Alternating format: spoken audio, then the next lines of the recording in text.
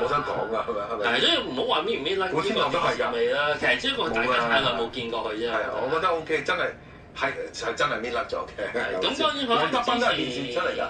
係咁，當然之前可能佢有做神探2啦，做魔警啦，即係阿林峰。咁其實嗰陣時佢都冇電視味嘅，即係我又唔知點解好似呢套嘢突然間發現一個新大陸咁樣啫。係，咁啊係。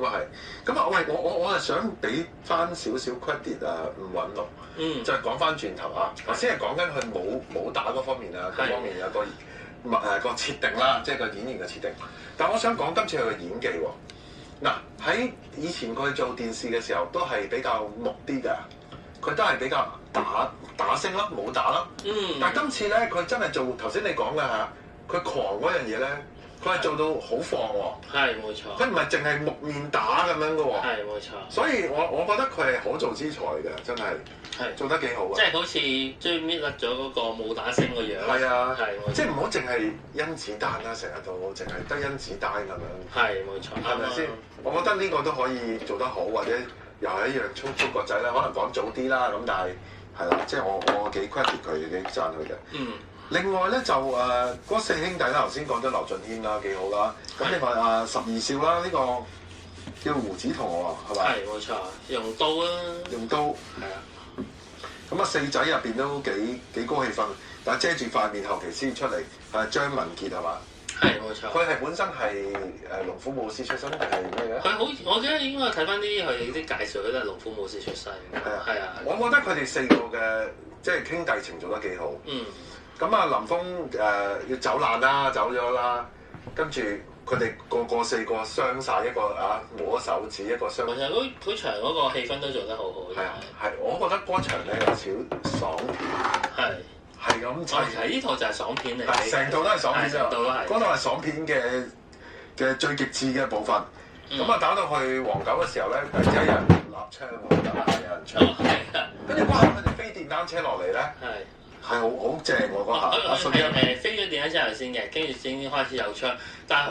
嗱呢度有一種嘅感覺就係佢唔係有槍，跟住佢電單車一飛落嚟，坐擲落去短槍先嘅，長槍係啊，邊個嘛？AK 啊，攞住兩支 AK 都太癲啦！黃九本身已經好勁，東槍不入，仲要攞 AK 喎，玩嘢咩？呢個真係。不過佢邊有槍戰片嗰度，我就覺得無端端嘥，即係我都覺得。好似點解明明一套動，即係佢係明明都好勁動作，係啦。使乜又搞槍咧？咁但係可能嗰一刻我哋覺得呢部槍戰場面就唔係大電影，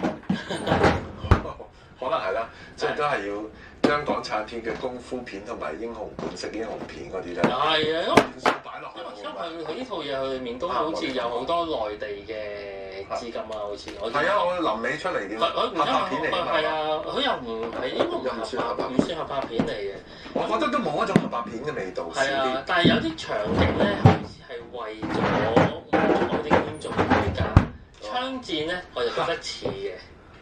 即係以我啲睇開港產片動作片嘅人咧，就係覺得即係槍戰喺裏面就變一等啦。係啊，我都覺得係。就佢冇辦法啦，咁啊加咗啦，咁啊可能。咁其實你拿住兩支槍咧，我覺得係似打街機嗰啲大佬咯。係。即係可能有啲資歷嘅觀眾即係雙截龍啊，最尾嗰大佬攞兩支槍用，好好笑。即係佢話咁可能佢都要滿足翻某啲觀眾啦，咁就都 OK 嘅，都即係都完嘅。咁即係佢嗰度都好係好快脆就完咗啦。係。咁有冇咩其他特色你仲覺得可以講一講呢套戲？你覺得？其實我呢套我睇完咧，咁嗱，因為本身我睇緊漫畫嘅，漫畫佢裡面嗰啲角色造型咧，因為有阿劍橋老師畫咧，咁佢哋設計咧，咁佢個風格咧係全部都好美型、好日式嘅。咁變咗可能一落翻去全部電影裡面嘅造型咧，其實就我諗即係除咗古天樂嗰個，因為古天樂嗰個造型喺漫畫裏面都係一個都係咁上下嘅啫，即係都係咁上下，可能係咁嘅造型。咁但係其他嗰啲係好誇張，即係係啊，即係嗰。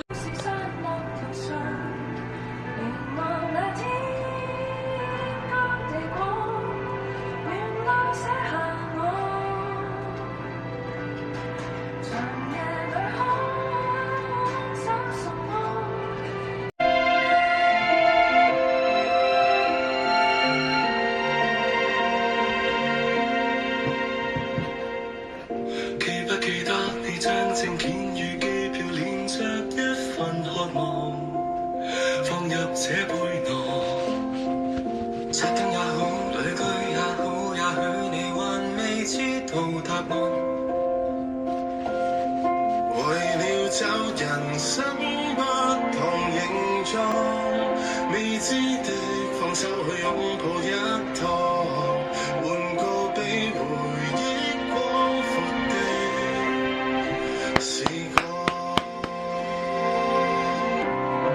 乘着那風的幻想，離別的故事散落頭上，凝望那天高地廣，原來寫下我長夜等看找什麼，才值得你為曙光，為明日向往。盡管會不安。人哋話交俾我嘅，就咁話。亦有些迷失的路命中，大風吹，太多遍解聽過，你想聽無非心裏的直覺。迎着那風的幻想，離別的故事散落途上，凝望那天高地廣，沿路寫下我。夜裏看守什麼，多你方，為明日將傻。其他都。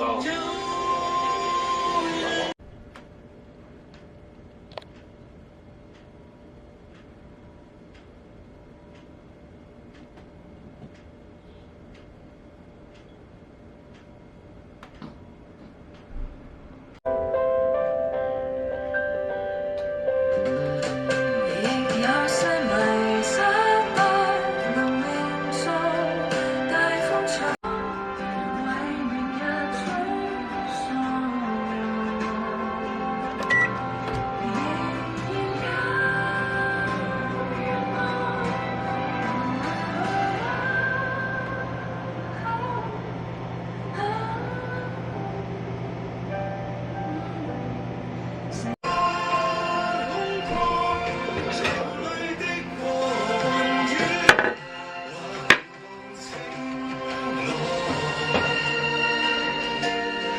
讓一切沒停望。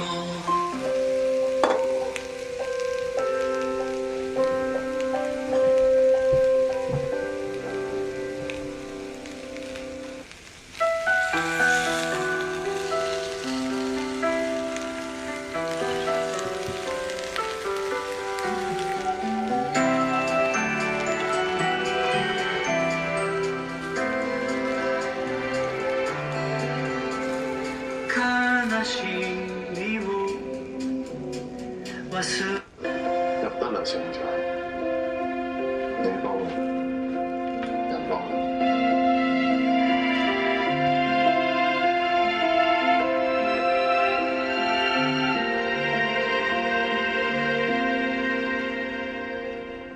記不記得你將證件與機票連着一份渴望放入這背囊，實燈也好，旅居也好，也許你還未知道答案。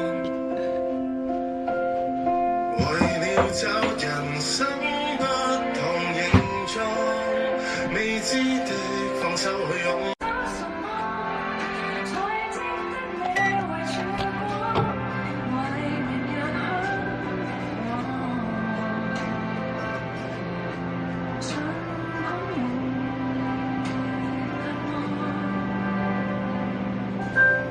細嘅，咁嗰啲 protagonist 嘅 journey 嗰條路係冇力嘅，冇 worth it 嘅，即係好似睇《星球大戰》有 Darth Vader，你睇 Rocky 有個 Apollo Creed，一定有一個obstacle 俾個主角去 overcome，咁佢個 reward 即係佢得到嘅嘢 at the end of the movie 先係咁啊頭髮咁樣，咁一見到個造型就已經開始了解佢設計呢個角色啦。即係通常一個人着衫着咁浮誇嘅，都係大如因為佢可能有啲自卑變自大，入邊唔係好多嘢，所以出邊咧一定要表達好多嘢出嚟，等人哋覺得佢好威或者好叻。咁就慢慢去捉摸呢個角色嘅性格咯。咁第二件事就係導演會一嚟到就叫我笑。因為我隧道，你想我笑乜嘢咧？其實唔係幾明，即係你講個笑話，我笑啊，定係乜嘢？咁你笑啦，總之你笑啦。咁就開始試唔同嘅笑容，咁就開始明白佢想要啲乜嘢啦。因為其實佢係每一個角色都俾一啲嘢佢哋去特色去做出嚟，咁憑嗰個開始點咧，就係點樣去揾個角色啦。咁就嗰個笑容同埋嗰個造型係好幫到我去到嗰個位咯。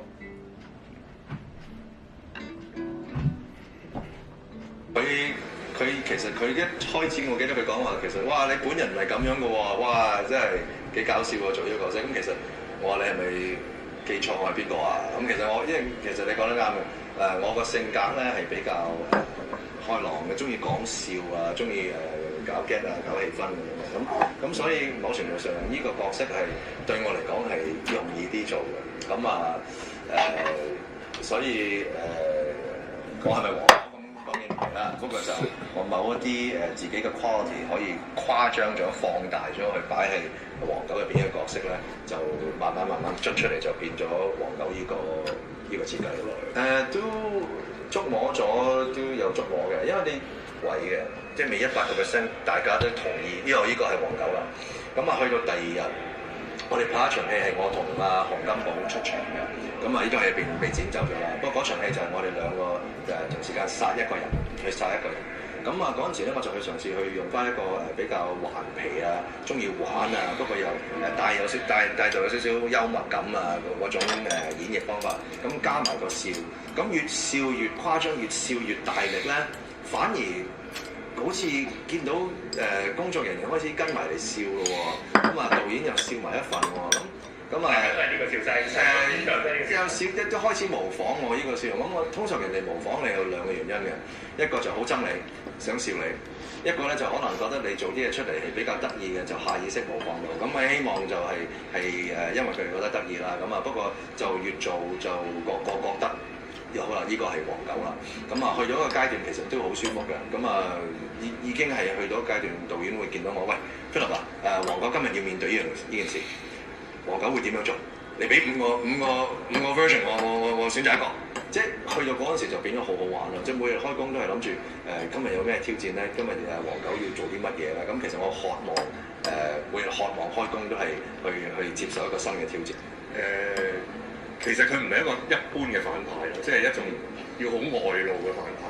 其實呢一個係有一個界線喺度嘅，好容易踩過界嘅。其實即係一啲太過浮誇或者我係奸嘅咁樣，即係好多唔過界。但係佢Philip 佢嘅演繹就係有啲 playful，即係有啲好似玩啊咁樣抵死啊咁樣，即係掹咗過嚟到。我嗰個程度就啱好，就可以呢啲咪即係靠導演咯，即係佢要拉翻嚟。如果你去得 too much 咧，就要拉翻嚟。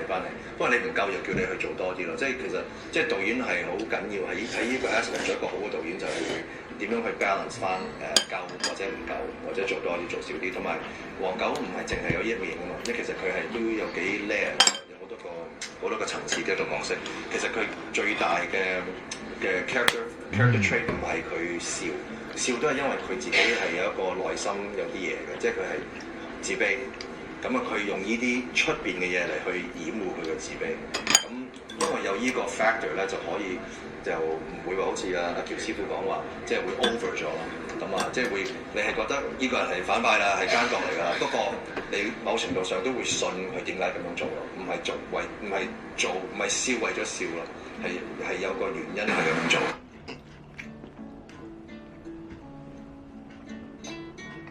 其實我第一次拍咁大規模嘅電影，開頭接嘅時候完全唔知嘅，其實就好簡單。監製葉偉信咁樣，我識咗佢好耐啦。因為之前幫佢做一啲劇本嘅工作，咁啊突然之間有一日就 send 咗個 WhatsApp 嚟話想揾你做演員，有動作，即係真係咁簡單嘅啫。咁樣我話咦得意喎，打戲喎，因為功夫片呢樣嘢係自細已經非常之中意咧，亦都影響咗我學功夫，亦都影響咗我去寫網小説。所以嗰陣時應該未同我講，咁就係話有一個練到入晒骨，即係完全係累積幾廿年功力。即係我嗰一刻嘅感覺係目睹一個活嘅一個文化寶藏咁樣嘅感覺咯。博士嘅學科嚟嘅，我覺得完全係唔同技術嚟嘅。